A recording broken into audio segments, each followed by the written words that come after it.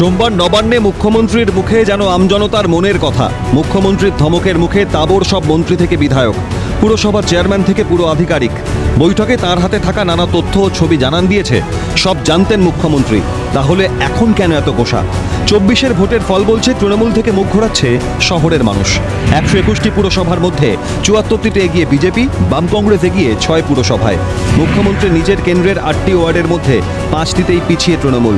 ভবানীপুরে তৃণমূল এগিয়ে মাত্র 5,000-এ। বিরোধীদের দাবি তৃণমূলের জয়ের মূলে সংখ্যালঘুরা আর লক্ষ্মীর ভাণ্ডার। কিন্তু গ্রামের লক্ষ্মীরা যদি তৃণমূলকে ঢেলে ভোট দেন, তবে শহরের লক্ষ্মীরা কেন সদয় নয় তৃণমূলে?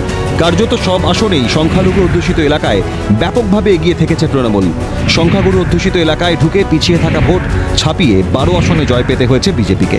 ধর্মীয় মেরুকরণে ভোটভাগের সুফল যে তৃণমূল পেয়েছে, প্রমাণ বহরমপুরে দুর্দান্ত প্রতাপ নেতা অধীর চৌধুরীর হার। নিশ্চয় বলতে পারেন স্যান্ডউইচ হয়েছে, কারণ একদিকে মুসলিম ভোটের বিভাজন, আরেকদিকে হিন্দু ভোটের বিভাজন, উভয়ের মাঝখানে পড়ে নামে হিন্দুর নামে মুসলমান স্যান্ডউইচ হয়েছে। নির্বাচন পর্বে হয়তো তাই সুকৌশলে সনাতন বিরোধী তাসটা খেলে দিয়েছিলেন মুখ্যমন্ত্রী। এককাট্টা করেছিলেন সংখ্যালঘু ভোটকে। তবে মালদহে ঈশা খান চৌধুরীর জয়, বড়ইয়া, জঙ্গিপুর বা তেহট্টের মতো সংখ্যালঘু প্রধান বিধানসভা ক্ষেত্রে সংখ্যালঘু ভোটে ভাগে বিজেপির এগিয়ে থাকা ইঙ্গিত দিচ্ছে বিকল্প শক্তি থাকলে তৃণমূল থেকে সরে যেতে পিছপা হবেন না সংখ্যালঘুরা। এসব কথা সামনে আসলে বাড়বে বিপদ। তাই কি সব বেটাকে ছেড়ে বেড়ে বেটা পুরসভাগুলোকে ধরেছেন মুখ্যমন্ত্রী? 21-এর পুরো ভোটে ওয়ার্ডে 10-20 হাজারে জয় পাওয়া তৃণমূল কিভাবে পিছিয়ে 24-এর ভোটে?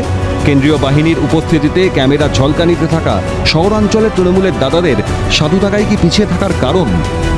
কুচবিহার শহরে ভোটে হেরেছি, দিনাটা শহরে ভোটে হেরেছি। সবচাইতে বেশি দায়ী হচ্ছে কয়েকজন কাউন্সিলর। তারা ভোটটাকে এমন ভাবে করেছেন যে আমি কারো ওপর কোনো রকম জোর দেখাচ্ছি না, কারো ওপর কোনো রকম হুমকি দিচ্ছি না, একেবারে সাধুর মতন তারা ভোট করবার চেষ্টা করেছেন। তার ফলস্বরূপ আমরা 2000 ভোটে হেরেছি, না হলে হারতাম না। শুধু দেখতে হবে যে আগামী পৌরসভা নির্বাচনে কি করে ওই গায়ের জোর না দেখিয়ে ভোটে যেতেন, সেই ব্যাপারটাও আমাকে দেখতে হবে। উদয়ন গুহর কথাই যেন বলছে ভোট লুট হয়েছে অন্যত্র।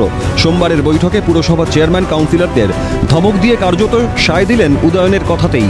তবে আমজনতাকে বোঝালেন উন্নয়নের কাজ স্তব্ধ হয়ে যাওয়ায়, দলের ভেতরে অনেকে চুরি তোলাবাজি বেড়ে যাওয়ায় তিনি ক্ষুব্ধ। তিনি ধমকেছেন সরকারি আধিকারিকদেরও। কেন? তাহেরপুরে পুরভোটে শাসকের হারের পর বদলি হতে হয়েছিল থানার আধিকারিককে।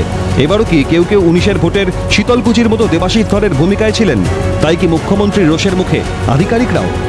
মুখ্যমন্ত্রী নিজেই বলেছেন, যদি সিআইডি ঠিকঠাক কাজকর্ম করতো, যদি আইবি এবং পুলিশ ঠিক কাজ করত, তাহলে আজকে বিজেপি 12টা আসন পেত না, আমাদের ফল আরো ভালো হতো। তো যিনি সরাসরি প্রশাসনের রাজনীতিকরণের কথা বলছেন, আজকে তার থেকে আর নতুন কি তিনি বলতে পারবেন?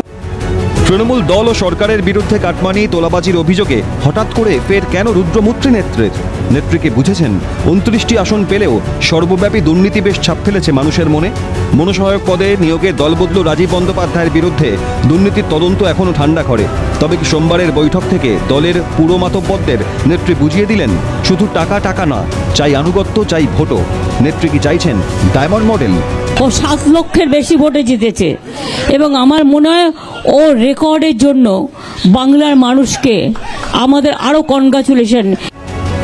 চর্চা তৃণমূলের অন্দরেই। ক্যালকাটা নিউজ।